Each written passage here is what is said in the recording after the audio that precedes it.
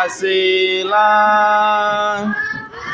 kula pendukungmu. Lalu kalian belajar apa? Yang bahasa Indonesia.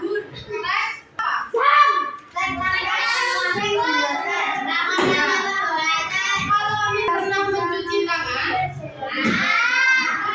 waktu apa kalian mencuci tangan? Gimana caranya hari ini kita akan belajar bahasa Indonesia tentang teks prosedur.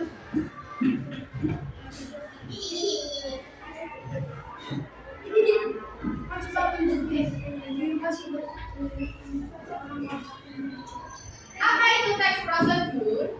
Teks prosedur itu adalah tulisan yang memuat petunjuk secara urut dalam menghasilkan suatu karya. Jadi, kalau kalian membuat suatu karya tidak urut, misalnya kalian membuat topi dari kertas, apabila itu tidak urut, nanti topinya itu tidak akan berbentuk dengan sempurna. Yang apa tidak? Ya. Apa tidak?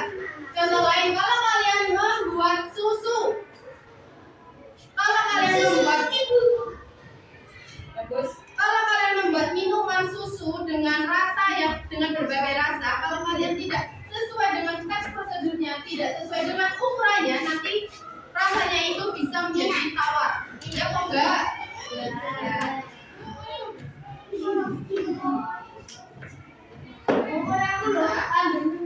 Selanjutnya,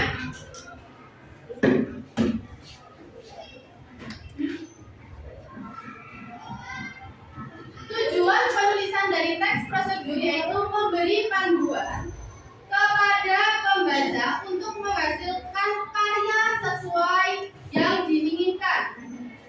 Jadi kalau kalian akan membuat sesuatu karya, kalian harus menuliskan teks prosedurnya dulu. Setelah kalian mengetahui tujuannya, sekarang teks prosedur itu juga mempunyai ciri-ciri. Yang pertama, itu memuat alat dan bahan yang diperlukan. Kalau kalian lupa menuliskan alat dan bahan, itu nanti kemungkinan kalau kalian mau membuat sesuatu karya, alatnya itu kurang atau bahannya kurang, pasti karyanya itu kurang sempurna, kurang maksimal, seperti itu. Yang kedua, itu memuat tahap kegiatan yang urut. Tahapannya itu harus urut, tidak boleh misal pertama menggunting tiba-tiba langsung menempel, lalu ngelimnya kapan, terus langsung dilipat-lipat, itu juga tidak boleh. Selanjutnya menggunakan kalimat perintah yang singkat dan jelas. Kalau membuat teks prosedur itu harus singkat, jangan bertele-tele, jangan terlalu panjang, kalian pasti akan malas untuk membaca. Ya mau enggak? Ya. Selanjutnya menggunakan kata kerja aktif. Kata kerja aktif misal memotong, menggunting, seperti itu ya. Selanjutnya, setelah ciri-ciri prosedur, kapan kita menggunakan teks prosedur? Kita menggunakan teks prosedur itu yang pertama saat membuat resep makanan. Yang kedua, menjalankan sesuatu permainan. Ya.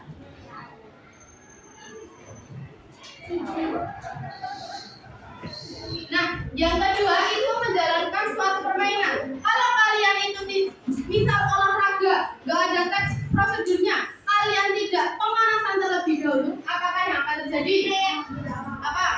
Ya, Leo, apalagi cedera. Kalau misal renang, tiba-tiba kalian pemanasan, kalian akan berat. Kalau rambutnya di dalam air gimana? Akibatnya dalam, ya kan?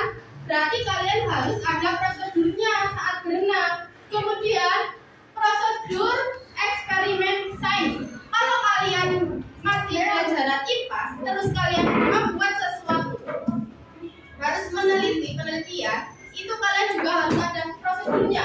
Kalian masuk ke lab IPA, itu juga harus ada prosedurnya.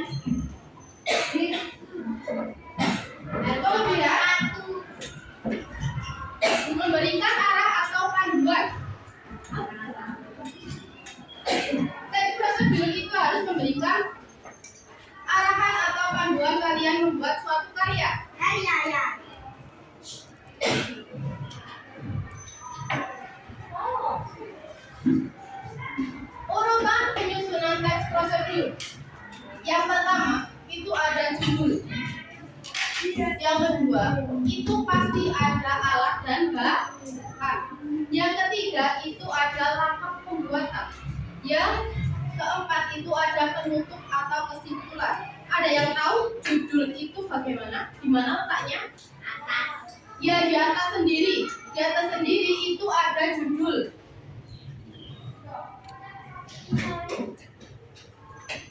Judul, tulisan judul itu yang membuat pembaca memahami apa kreasi atau perjalanan yang kalian buat. Misalnya, kalian akan membuat teks. Berarti di atasnya itu judulnya gimana? Judulnya cara membuat roti.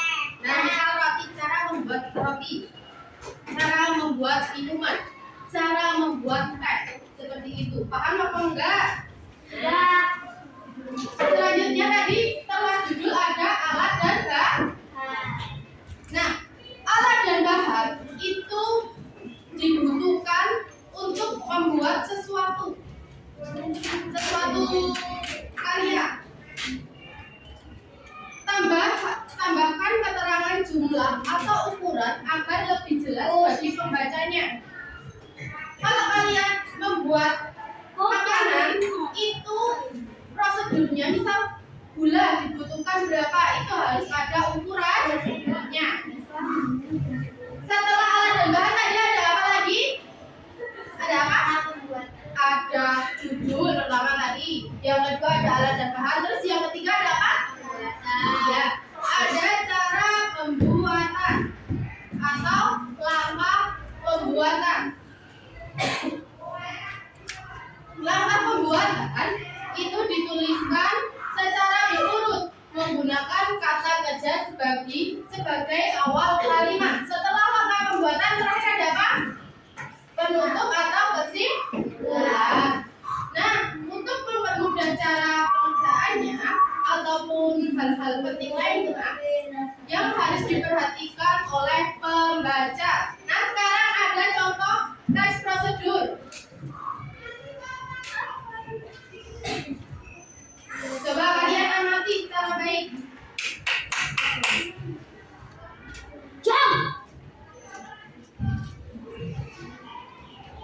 Judulnya yang mana? Cara membuat jus dengan Ya, judulnya cara membuat jus dengan menggunakan blender. Kemudian habis judul tadi ada apa? Ya, alat dan bahan. Alat dan bahannya itu ada potongan buah, air, dan es batu.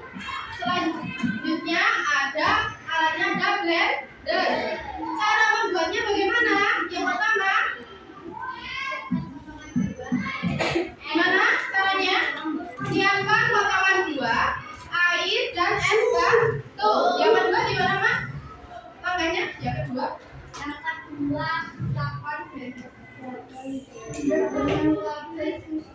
siapkan blender dengan kabel sudah tersambung ke panel listrik.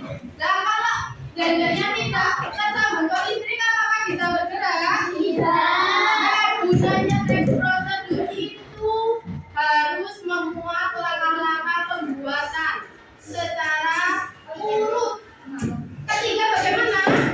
Setelah blendernya nyalakan, dilanjutkan ke panel listrik, gimana?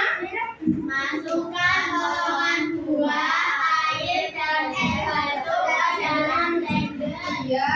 Selanjutnya yang keempat. Tutup blender dengan baik dan nyalakan tombol pemutar. Selanjutnya. Tunggu sekitar 1 menit hingga tombol menjadi halus. Terus setelah sudah selesai menjadi jus buah, itu blendernya harus dimatikan. Jangan sampai blendernya masih nyala terus tinggal diangkat terus dibuat. Jangan seperti itu. Selanjutnya sajikan jus buah dalam gelas. Jangan sampai di blendernya itu ada jusnya terus kalian langsung minum. Kalau nggak pakai sendok itu jangan. Terus jus buah itu ini sebagai kesimpulan atau penutup. Jus buah itu akan terasa lebih enak jika diminum dalam keadaan dingin dan segar. Kalau jus buahnya hangat enak kok enggak? Ya, enggak. Nah, ini tes prosedur yang pertama.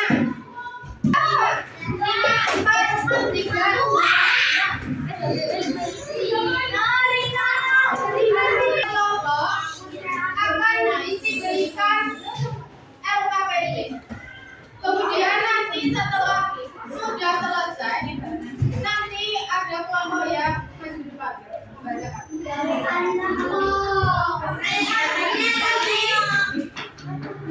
Nah, kalian ada gunting dan lepas? Satu kelompok aja.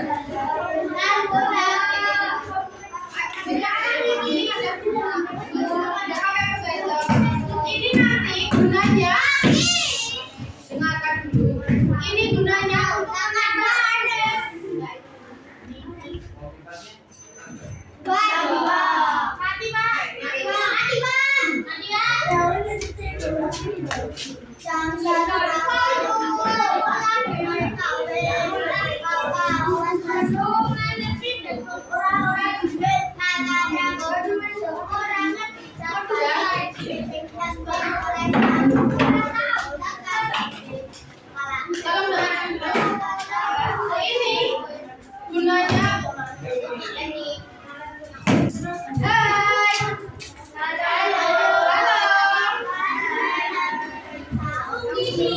ini gunanya untuk menempel. Nanti kalian diberi nama kelompok kalian. Kemudian ini nanti digunting. Ini digunting ya, dua ini digunting. Nanti ditempelkan sesuai ditulis judulnya, terus ini ditempel. Paham enggak? Nah, setelah itu nanti yang lain, yang dua penempel, yang lain tuliskan namanya di sini.